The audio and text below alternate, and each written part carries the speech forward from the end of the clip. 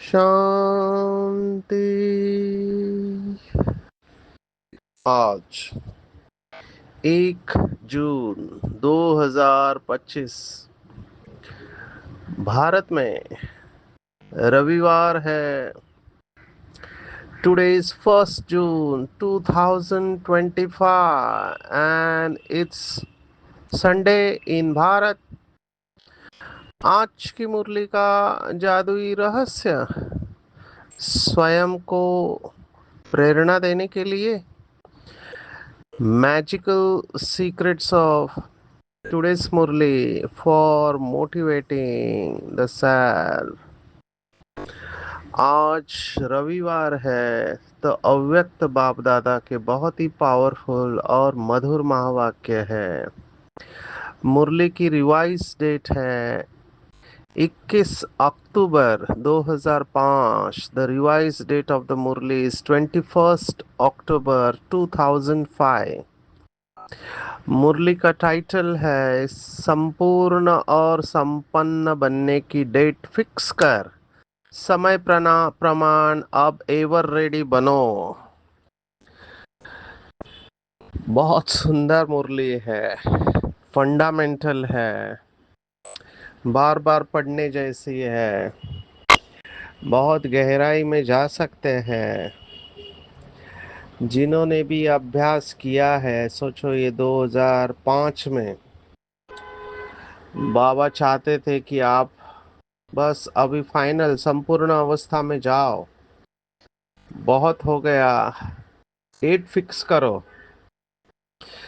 ब्रह्मा कुमारी में ये ट्रेडिशन है, कोई भी हॉल का भवन का उद्घाटन करना है तो डेट पहले फिक्स करते हैं। प्रोग्राम की भी हम डेट फिक्स करते हैं। विदेशियों की प्लानिंग बहुत इन एडवांस होती है, वो साल भर के प्रोग्राम बना लेते हैं। जैसे मधुबन में पूरे साल भर के बाबा के टर्न के और कॉन्फ्रेंस के डेट्स फाइनल करते हैं। तो भवन का उद्घाटन हो या साल भर के प्रोग्राम है, हम लोग डेट्स फाइनल करते हैं। तो बाबा कहता है वो तो सब करते हो, अभी संपूर्ण और संपन्न बनने की डेट फिक्स कर, समय प्रमाण एवर रेडी बनो। तो इसके लिए तैयारी करने को बाबा ने कहा है। आज बाबा ने बहुत सारी गहरी बातें कर दी है जो कोई विश्वास नहीं करेगा। विश्वास करना मुश्किल है। दुनिया में कहावत है कि time and tide waits for none, माना समय और लहरें किसी के लिए रुकती नहीं है। लेकिन बाबा हमेशा कहते आया है कि समय भी आपकी रचना है, आप रचयिता हो। तो ये बहुत बड़ी बात है। आज तो उसके आगे जाकर बाबा ने सुना है। मैं चिंतन करते रहा कि बाबा ने ये क्यों कहा। बाबा के शब्द अंडरलाइन करने जैसे और उसके ऊपर चिंतन करना चाहिए। बाबा ने कहा समय की गति को ड्रामानुसार स्लो करना पड़ता है। अभी समय को स्लो कर रहा है बाबा, आप सोचो। स्लो करना पड़ता है। होना चाहिए क्रिएटर को तीव्र, क्रिएशन को नहीं। लेकिन अभी के प्रमाण समय तेज जा रहा है। माना एक तरफ बाबा कह रहा है कि तेज जा रहा है, माना हमारे ऊपर उसके ऊपर कोई कंट्रोल नहीं है, और दूसरी तरफ बाबा कह रहा है कि समय की गति को ड्रामानुसार स्लो करना पड़ता है। तो क्या बाबा समय को स्लो डाउन कर रहा है? हम नहीं जानते, लेकिन बाबा के भाव को, हमेशा भाव को समझना चाहिए। और भाव ये है, बाबा ने एक मुरली में इसी भाव से कहा था कि आखिर कब तक, ये शब्द बहुत गहरा है, आखिर कब तक ये सब चलता रहेगा? माना बच्चे गलतियां करे और बाप उसके ऊपर पर्दा डालता रहे, कब तक? बाप का भी पार्ट कब तक? देखो, माँ बाप बच्चों का लाड़ प्यार करते हैं, तो बाबा ने कहा आखिर ये भी कब तक? तो ये भी बाबा ने मुरलियों में बताया था। अभी हमको आज की मुरली से बाबा जो चाहता है, अभी ये भी मुरली 20 साल पहले की है। उस समय बाबा ने कहा था, आज 2025 हो गया। तो बाबा ये अवस्था उस समय चाहता था। अभी भी चेक करना चाहिए, जो बाबा के बच्चे उस समय से थे या पहले वाले हैं, उनको सोचना चाहिए कि ये टाइम लैग क्यों होता है। बाबा कह रहा है और फिर हमको वो धारण करने में, वो अवस्था बनाने में हम क्यों समय ले रहे हैं? ये लगना नहीं चाहिए, लेकिन लगता है। साकार मुरलियों में बाबा ने कहा था कि ड्रामा जो मिसल चलता है, देर इज नो अर्जेंसी, जो मिसल टिक टिक धीरे धीरे होती रहती है। इस इस मुरली में बाबा कह रहा है कि समय तेज जा रहा है, माना टिक टिक स्लो नहीं है, फास्ट है।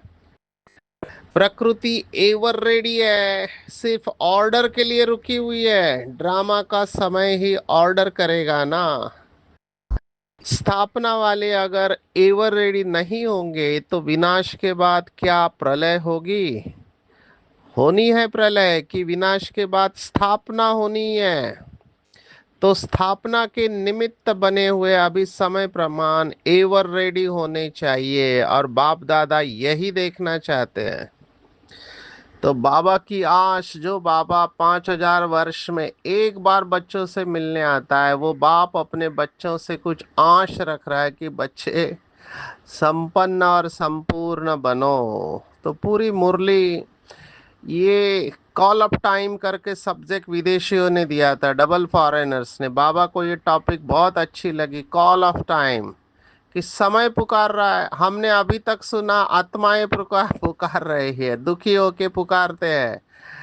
फिर ये टॉपिक निकला, कॉल ऑफ टाइम, समय की पुकार। समय भी पुकार रहा है, आत्माएं भी पुकार रहे हैं, आज कहा प्रकृति भी पुकार रही है। तो सभी त्रस्त हो गए हैं, और सभी के अंदर से ये आ रहा है कि परिवर्तन परिवर्तन परिवर्तन। लेकिन वही प्रिंसिपल है, जब तक स्थापना नहीं है, तब तक ये महापरिवर्तन हो नहीं सकता है। तो हम सबको अभी, जैसे कल सुनाया, कलेक्टिव कॉन्शियसनेस, ये अंग्रेजी का शब्द है, सामूहिक चेतना। हमने पहले भी इसके ऊपर देखा, सामूहिक चेतना, कलेक्टिव कॉन्शियसनेस। माना इस पृथ्वी पर जो 820 करोड़ आत्माएं है, उसमें से केवल 108 आत्माएं जो होगी, वो पूरे पलड़े के ऊपर भारी पड़ने वाली है।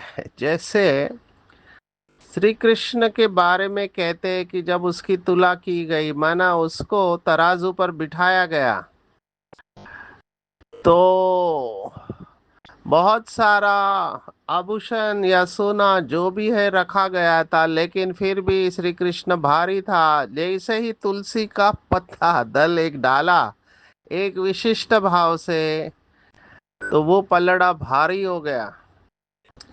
तो ये संपूर्णता का गायन है कि जब 108 आत्माएं पूरे विश्व में अपने संपूर्ण स्टेज पर जाएंगी, तब हम अंग्रेजी में कहते हैं क्रिटिकल मास, डेवलप हो जाएगा। और बाबा ने जैसे कहा था एक मुरली में कि पटाखे फूटेंगे, ये न्यूक्लियर वेपन्स और कुछ नहीं लेकिन बेहद के पटाखे हैं। तो ये हमारे लिए रुका हुआ है, तो हमारा कर्तव्य बनता है कि हम दुनिया के दुखों को अब खत्म करें।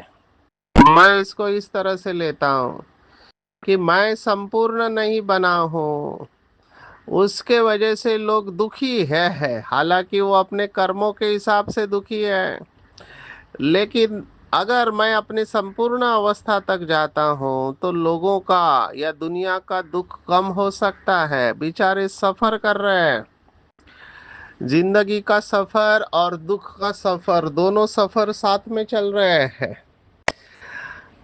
तो हमको उनको दुखों से मुक्त करना है, तो आज की मुरली की गहराई में जाना चाहिए। बहुत डीप मुरली है। त्रिमूर्ति बाप दादा शुरुआत ही 3 शब्दों से कर रहे हैं। बाबा के 3 रूप है, बाप, टीचर और सदगुरु। जैसे बाप के 3 रूप है, आज की मुरली में बाबा ने बच्चों के 3 रूप बताए हैं कि ब्राह्मण, फरिश्ता और देवता। ब्राह्मण सो फरिश्ता और फरिश्ता तो सो देवता। और सर्वश्रेष्ठ तीनों में है ब्राह्मण रूप, और ब्राह्मणों की लास्ट स्टेज है फरिश्ता। ब्राह्मण जीवन अमूल्य है। ब्राह्मण जीवन की विशेषता है प्यूरिटी। प्यूरिटी ही ब्राह्मण जीवन की रियलिटी है। प्यूरिटी ही ब्राह्मण जीवन की पर्सनालिटी है। प्यूरिटी ही सुख शांति की जननी है। जितनी प्यूरिटी होगी उतनी सुख और शांति जीवन में नेचुरल और नेचर होगी। और प्योर आत्माओं का लक्ष्य है ब्राह्मण सो देवता नहीं, पहले फरिश्ता। तो प्यूरिटी को बाबा ने फरिश्ते के साथ कनेक्ट किया हुआ है। इसकी गहराई में जाएंगे, जितना जितना हमारी पवित्रता की परसेंटेज बढ़ते जाती है उतना उतना हम उड़ता पंछी बनेंगे। क्योंकि मनुष्य को भारी करने वाली चीज अपवित्रता है, जिसको दूसरे शब्दों में माया कहा गया है। यही चीजें भारी करती है। बाबा ने हमेशा कहा है कि मोटी मोटी चीजों को तो बच्चों ने जीत लिया, जैसे अभी मेजॉरिटी ब्रह्मचर्य का पालन करते हैं उसमें तो जीत लिया है, लेकिन सूक्ष्म में जो अपवित्रता है, और बाबा ने सूक्ष्म अपवित्रता के ऊपर बहुत मुरलियों में कहा हुआ है। सबसे सूक्ष्म है व्यर्थ संकल्प। तो भले ब्रह्मचारी है, ले सेलिब्रेट है, लेकिन व्यर्थ संकल्प चलते हैं, तो बाबा ने कहा व्यर्थ संकल्प भी अपवित्रता है। तो कोई भी अपवित्रता आपको डबल लाइट बनने नहीं देगी, क्योंकि फरिश्ता का दूसरा शब्द है डबल लाइट। मन हल्का हो और शरीर लाइट का हो, ये दोनों डबल लाइट हो गए। तो फरिश्ते की आज की मुरली में व्याख्या आई है, डबल लाइट मतलब पुराने संसार और पुराने संस्कार से कोई नाता नहीं। सिर्फ समस्या के समय डबल लाइट नहीं, लेकिन सदा मन, वचन, संबंध, संपर्क, ये 4 बातें हैं। मन, वचन और संबंध, संपर्क, ये चारों में जो डबल लाइट रहते हैं और सदा काल के लिए, वही फरिश्ते हैं। तो पहली डेफिनेशन, कोई नाता नहीं पुरानी दुनिया संस्कार। दूसरा डबल लाइट। तीसरा फरिश्ता अर्थात सर्व का, थोड़ों का नहीं, सर्व का प्यारा, और जितना प्यारा उतना ही न्यारा हो। सिर्फ प्यारा नहीं, लेकिन प्यारा उतना ही न्यारा हो। तो चेक करेंगे क्या मैं सर्व का प्यारा हूँ। जो भी देखेंगे, जो भी मिलेंगे, जो भी संबंध में आएंगे, संपर्क में आएंगे, वो अनुभव करेंगे कि यह तो मेरा है। जैसे बाबा के लिए कहते हैं कि बाबा मेरा है, ऐसे फरिश्ता अर्थात हर एक अनुभव करे ये मेरा है, अपनेपन का अनुभव होगा। तो हल्कापन सबका प्रिय बना देता है। आप सोचो आप किससे मिलना चाहेंगे, हल्का व्यक्ति हो या जो भारी व्यक्ति हो। क्योंकि फरिश्ते का अर्थ है डबल लाइट। तो जहां अपनापन होता है वहां हल्कापन होता है, जहां अपनापन नहीं वहां हल्कापन मुश्किल है। बाबा ने आज टारगेट दिया है, ये अभी 2005 का टारगेट है। बाबा ने कहा महारथियों को भी अवस्था 95% होनी चाहिए। ये 95 क्यों कहा? बाबा 100% कह सकते थे, बट बाबा रियलिस्टिक है। हम इसको कहते हैं वास्तविक रहना चाहिए, हिंदी में रियलिस्टिक, रीजनेबल। बाबा उस समय 95% कह रहा है, क्योंकि बाबा को पता है कि 95 हो गया तो बाकी के 5% को वो खींच लेगा। ये बाबा ने कहा हुआ है कि बच्चों का पुरुषार्थ और बाप की मदद। तो बाबा भी चाहता है, क्योंकि ये बाबा का काम है सृष्टि को परिवर्तन करना। तो बाबा 95% आज की मुरली में कह रहा है। अभी चेक करने को कहा बाबा ने, क्या हमारी स्पीड है? स्पीड फास्ट है या कम है? कौन सी स्पीड? परिवर्तन की स्पीड है। अभी बाबा ने देखो क्या कहा कि आप पूरे विश्व में वी कितने भी लगाओ, सबसे श्रेष्ठ वीवीआईपी आप हो।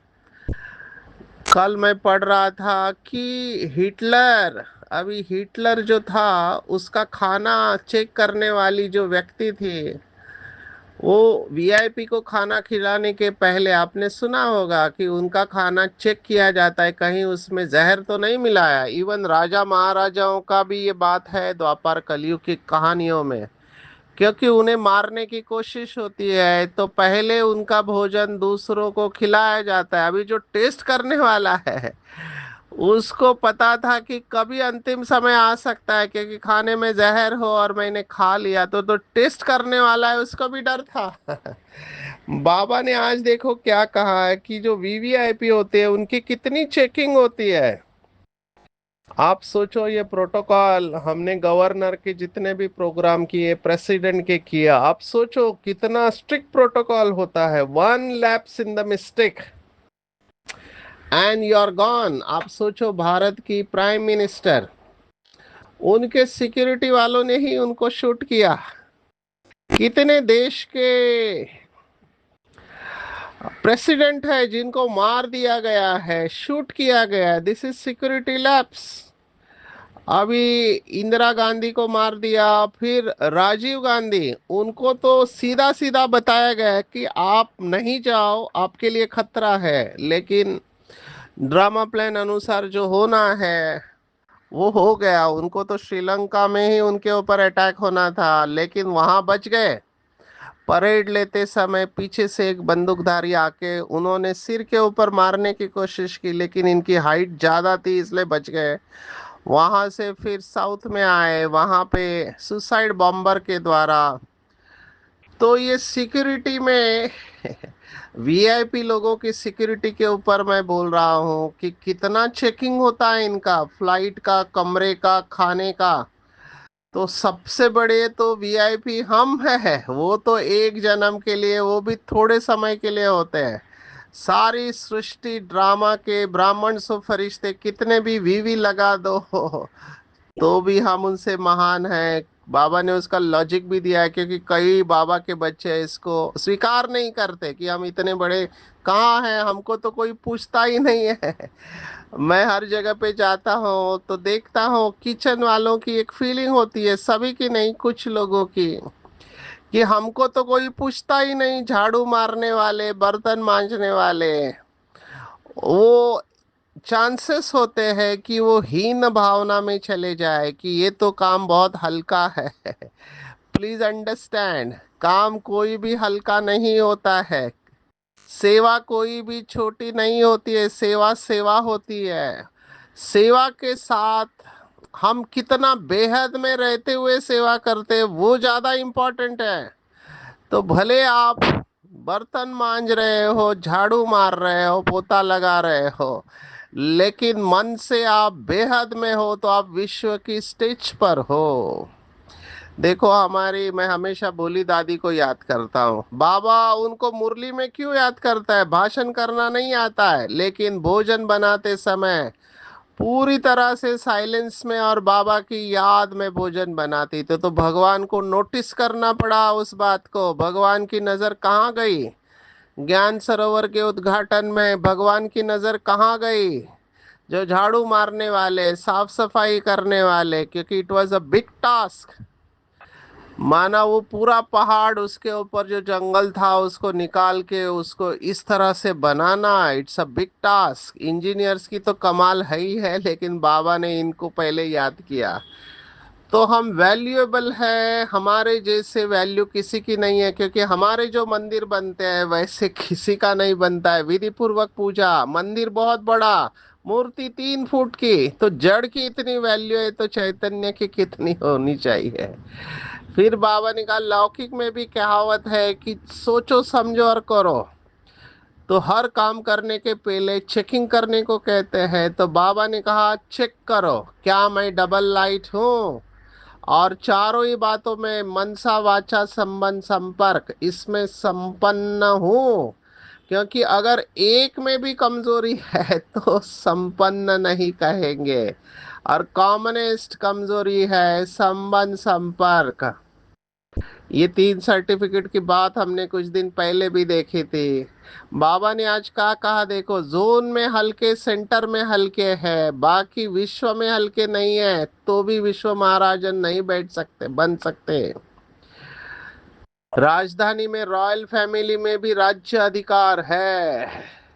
तो कुछ भी हो, सभी में हल्के, और हल्के रहने के लिए 2 शब्दों को परिवर्तन करने को बाबा ने कहा।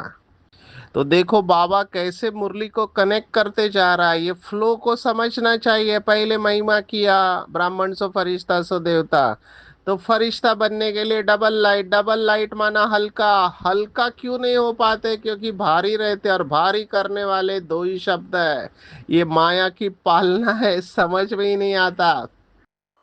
देखो बाबा ने कहा माया ऐसी पालना करती है जो समझ नहीं सकते कि माया की पालना है। जैसे बाबा साकार मुरलियों में उदाहरण, चूहा काटता है और फूंक मारता है, पता ही नहीं चलता है काटा है करके। देह अभिमान में होते हैं, समझते हैं हम स्वमान में। ये सबसे सटल है, सबसे सूक्ष्म है कि मैं देह अभिमान में हूँ, पर मुझे ही नहीं पता कि मैं देह अभिमान। मैं समझता हूँ मैं तो बहुत अच्छा हूँ।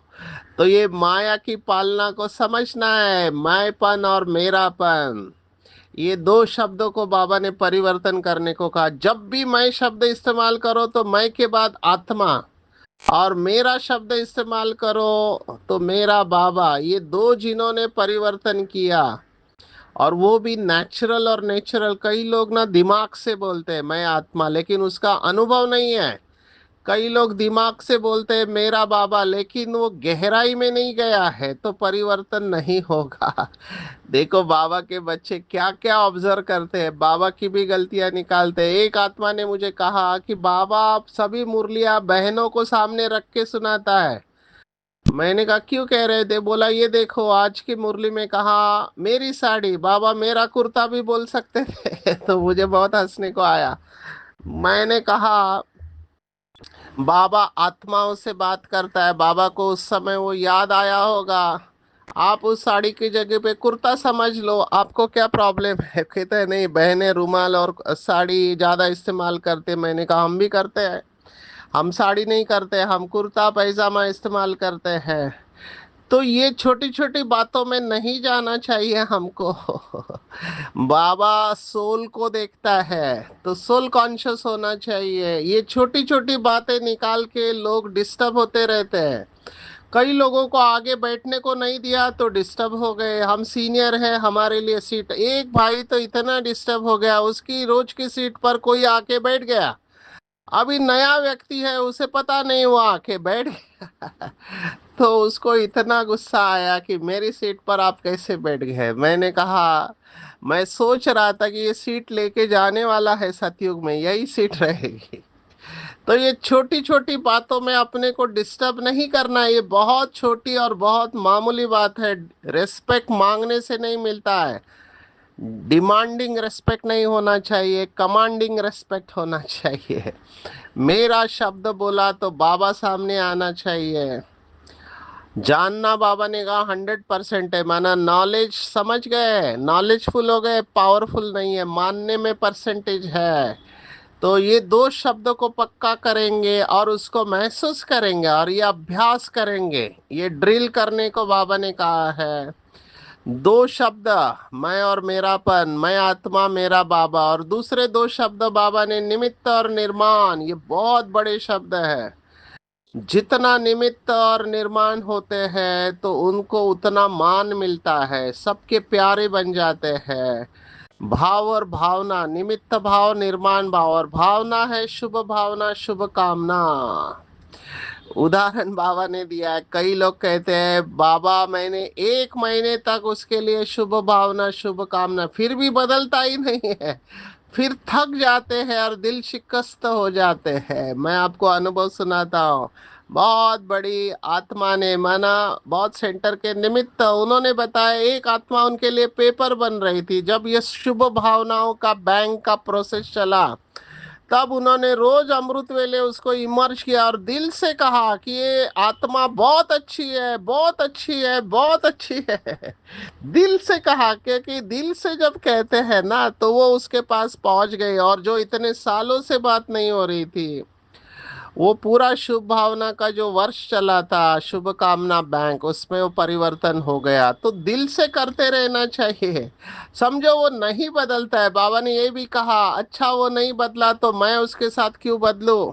अगर मैं बदल गया, मैं दिशकस्त हो गया, तो वो आपसे ज्यादा पावरफुल हो गया। तो अपनी सामान की सीट नहीं खोलना छोड़ना चाहिए। बाबा ने देखो बहुत सुंदर उदाहरण दिया। ब्रह्मा बाबा को कितना अपोजिशन हुआ, लेकिन बाबा हमेशा पोजीशन में रहा। तो ब्रह्मा बाप के जैसे अपोजिशन किसी की नहीं हुई, माया की आत्माओं की प्रकृति, लेकिन बाबा ने अपना पोजीशन नहीं छोड़ा। ऐसे अपने पोजीशन में समान में रहो तो आप परिवर्तन कर सकते हैं। इसलिए अभ्यास करना है। मैं भी फरिश्ता और दूसरा भी फरिश्ता, एक दो को फरिश्ता रूप में देखना है। न मेरा कोई संस्कार और संसार से नाता है पुराने, न इन कोई ब्राह्मणों से, बस खत्म। सभी को फरिश्ता रूप में देखेंगे तो बाबा ने एक मुरली में कहा था ये दुनिया सूक्ष्म वतन बन जाएंगी। सो ड्रिल करने को कहा है बाबा ने, विश्व की स्टेज पर रहकर विश्व की सर्व आत्माओं को किरणें देने को कहा। ये ड्रिल भी बाबा ने कराए, ये अभ्यास बीच बीच में करते रहना चाहिए। आते हैं वरदान के ऊपर। प्रत्यक्षता के समय को, यहाँ पर भी समय आया है। समीप लाने वाले, बाबा ने कहा शुभ चिंतक और स्वचिंतक भव। तो दो बातें हैं, शुभ चिंतन और स्वचिंतन, ये दोनों बहुत पावरफुल है। बाबा ने देखो क्या कहा, जिनका स्वचिंतन चलता रहता है वो सदा माया प्रूफ रहते हैं। किसी की भी कमजोरियों को ग्रहण करने से व्यक्ति व वैभव के आकर्षण से प्रूफ हो जाते हैं। और शुभ चिंतक वृत्ति आत्माओं की ग्रहण शक्ति व जिज्ञासा को बढ़ाते हैं। देखो दोनों बातें, एक है दूसरों से कमजोरियों को ग्रहण करना, और एक है अच्छाई, आत्माओं की ग्रहण शक्ति, माना अच्छी बातों को ग्रहण करना। ये दोनों में आपको फर्क करना आना चाहिए। ऐसा ना हो किसी की कमजोरियों को ग्रहण करो, नहीं, उसमें प्रूफ हो जाना चाहिए, व्यक्तियों वैभव की आकर्षण से प्रूफ। जब ये दोनों वरदान प्रैक्टिकल में आ जाएंगे तब प्रत्यक्षता का समय होगा। तो स्वचिंतन करना है और शुभ चिंतन करना है। अपने संकल्पों को पूरी तरह से बाबा को अर्पण कर देंगे तो सभी कमजोरियां स्वतः दूर हो जाएगी। आज जून महीना है तो पॉइंट्स बदल गई है अव्यक्त इशारे की। आज से अंतर्मुखी बनने की पॉइंट्स चालू हुई है। अंतर्मुखी सदा सुखी कहते हैं। जो बाबा के बच्चे कहते हैं हमको शिव बाबा का प्यार अनुभव नहीं होता है, तो बाबा ने कहा उसके लिए अंतर्मुखी बन, देह से न्यारे रूप में स्थित रहने का अभ्यास बढ़ाओ, सदा अंतर्मुखता की गुफा में रहो, तो पुरानी दुनिया के वातावरण से परे होते जाएंगे, वातावरण का प्रभाव नहीं आएगा। तो आज की पूरी मुरली में टेक होम, अगर आप मुझे कहो तो मैं कहूंगा, ब्राह्मण सो फरिश्ता और फरिश्ता सो देवता। फरिश्ता मतलब पुरानी दुनिया और पुराने संस्कारों से कोई नाता नहीं, डबल लाइट, सभी अपनापन अनुभव करे, मन वचन संबंध संपर्क में सभी में लाइट होना चाहिए। और उसके लिए मैंपन और मेरापन को परिवर्तन करो, जब भी मैं शब्द इस्तेमाल करो, मैं आत्मा और मेरा बाबा, जब ये करेंगे तो हम सदा और सहज फरिश्ते बन जाएंगे। कभी भी अपोजिशन से डरना नहीं है, भाव और भावना को शुद्ध रखना है, भाव निमित्त और निर्माण, भावना शुभ, भावना शुभ कामना, चलता फिरता फरिश्ता हो, दूसरों को भी फरिश्ता रूप में देखना है, और शुभ चिंतक और स्वचिंतक की वृत्ति से प्रत्यक्षता को समीप लाना है। संकल्प को भी अर्पण कर देना है, संकल्प के लेवल पे समर्पण होना चाहिए, तब सभी कमजोरियां स्वतः दूर हो जाएगी। और अंतर्मुखी बन, देह से न्यारा बनेंगे, तो दुनिया के वातावरण से प्रभाव से मुक्त होके परमात्मा प्यार का अनुभव करेंगे। अच्छा, ओम शांति।